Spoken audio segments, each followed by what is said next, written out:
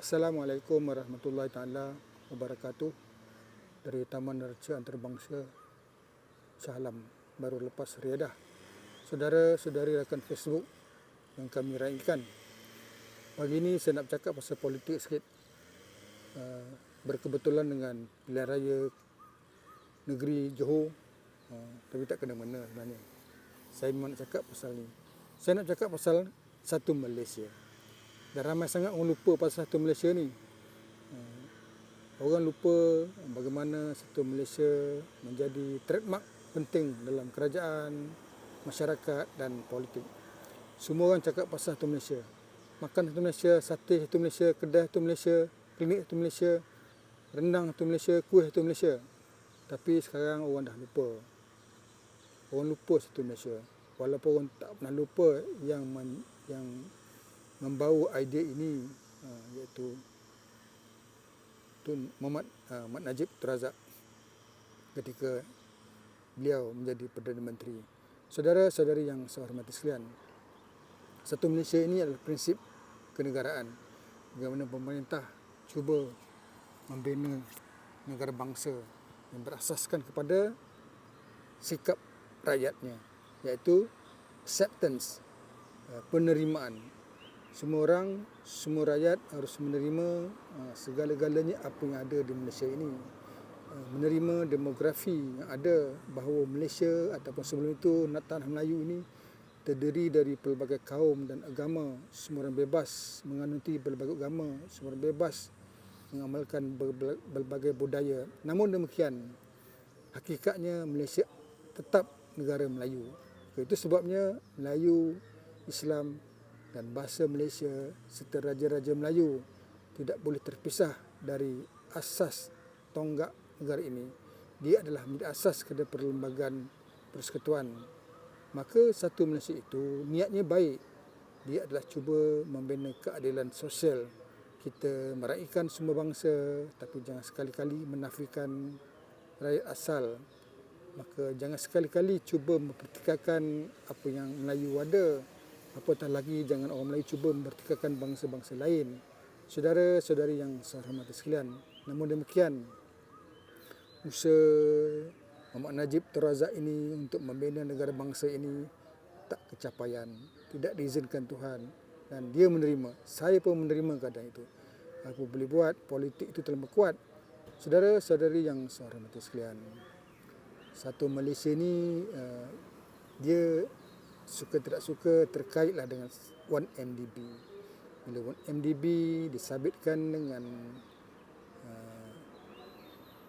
jenayah yang melibatkan semua orang, sudah tentulah masing-masing ada memberi pandangan masing-masing, terutamanya pengamal undang-undang, politik. Tapi itulah keadaannya, akhirnya satu Malaysia dilupakan. Satu Malaysia dilupakan, saya tidak begitu kecewa. Tapi membina sikap menerima itu, acceptance, keredaan.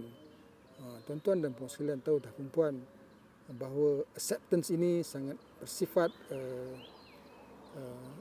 bersifat spiritual, bahawa kita harus menerima apa yang berlaku ke atas diri kita. Kita boleh berusaha berubah, tapi jangan sekali-kali kita mempertikaikan apa juga yang berlaku ke atas diri. Saudara-saudari yang saya hormati sekalian, selepas 1MDB ini terpalit dengan masalah negara, maka selepas 3 orang Perdana Menteri, satu Malaysia telah dilupakan. Saya satu Malaysia tak apa, tapi sikap menerima itu telah mula dilupakan. Kita sebenarnya tuan-tuan, kita harus menerima. Kita jangan sekali-kali memandam sejarah kita. Sejarah itu penting. Jangan cuba nak padam sejarah ni. Siapa asal usul kita? Siapa kita? Jangan cuba kita nak hilangkan apa yang berlaku kat atas diri. Itu penting rujukan kita, asal usul kita. Begitu juga bila Perdana Menteri baru, maka berlumba-lumbalah mencipta produk politik baru. Bermula dengan Malaysia baru. Saya pun tak pasti apa yang baru Malaysia baru ni. Lepas tu kerajaan prihatin. Tak ada prihatin pun. mengata parti-parti lama je. Sekarang kita ada keluarga Malaysia. Kita tunggu. Tapi akhirnya saya fikir dia adalah niat yang baik. Cuba membina negara bangsa, satu rakyat, satu negara. Janganlah duduk di Malaysia masih merujuk kepada India tu. Janganlah tinggal di bawah Raja-Raja Melayu masih merujuk di China. Saya fikir itu tak betul. Saudara-saudari yang saya hormati sekalian, saya nak kongsi hari ini, acceptance bukan pasal satu Malaysia, bukan produk politik. Acceptance ataupun satu Malaysia bukan pasal Najib. Acceptance adalah pasal kepercayaan diri, bahawa dia ada sistem nilai kita yang membina sikap kita. Kita mesti menerima suratan, walaupun kita sentiasa boleh berusaha untuk lebih berjaya.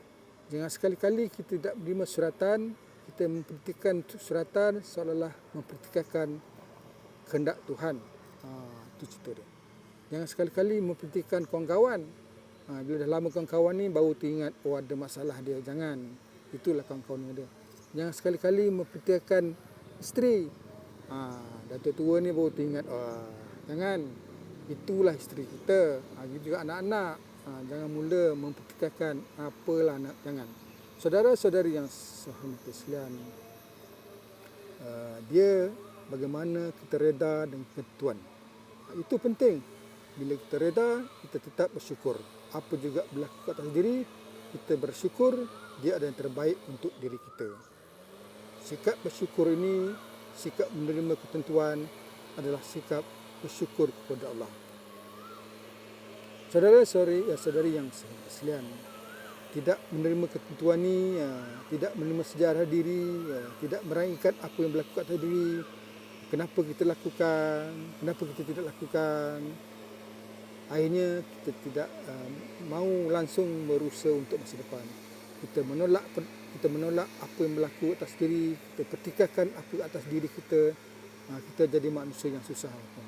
Saya teringat lagi satu puisi oleh Maulana Jalaluddin Muhammad Rumi daripada Afghanistan.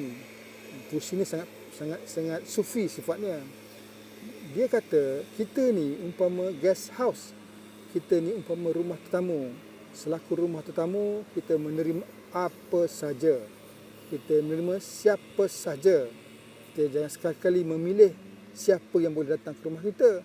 Jangan sekali-kali kita menentukan bagaimana akan berlaku di rumah kita. Itu salah. Kita rumah tetamu menerima apa yang kehendak Tuhan ke atas kita. Kita menerima bahawa itulah hidayah yang Tuhan berikan. Setiap apa yang berlaku ke atas diri pasti adalah suatu kebaikan untuk diri kita. Saudara-saudari saya hormati sekalian, ia seperti being centered. Jangan sekali-kali kita bersikap prejudis, kita bersifat buruk sangka. Kita sentiasalah berlapang dada. Saya nak beri satu analogi lah. Kita cakap je kadang-kadang kan. Bila ada orang datang rumah kita, bertemu dengan kita yang tidak kita kenali, dia minta duit kita.